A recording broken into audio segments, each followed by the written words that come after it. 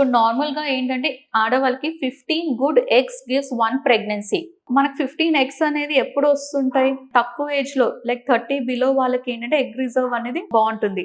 ఇలాంటి వాళ్ళు egg freezing వెళ్తే ఎక్కువ ఎగ్స్ ఒస్తాయి. దానివల్ల తర్వాత ఫ్యూచర్‌లో ఐవీఎఫ్ పద్ధతి ద్వారా వీళ్ళకి ప్రెగ్నెన్సీ వచ్చే చాలా అవకాశాలుంటాయి. అండ్ ఎగ్ ఫ్రీజింగ్ ఏంటంటే ఎగ్ అనేది 1 సెల్, ఎంబ్రియో అనేది మల్టీ సెల్యులర్ ఉంటుంది. సో 1 సెల్ కాబట్టి చాలా డెలికేట్‌గా ఉంటుంది ప్రొసీజర్. గుడ్ ఎంబ్రియాలజిస్ట్ రిక్వైర్ అవుతుంది. సో ఈ ఎగ్స్ ఫ్రీజ్ చేయటం అనేది. ఎగ్ ఫ్రీజింగ్ అంటే ఏం లేదు. జస్ట్ లేడీకి మనము డే 2 నుంచి 10 డేస్ వరకు సేమ్ ఇంజెక్షన్స్ ఇచ్చి తర్వాత ఎగ్స్ అన్ని రిట్రైవ్ చేస్తాము.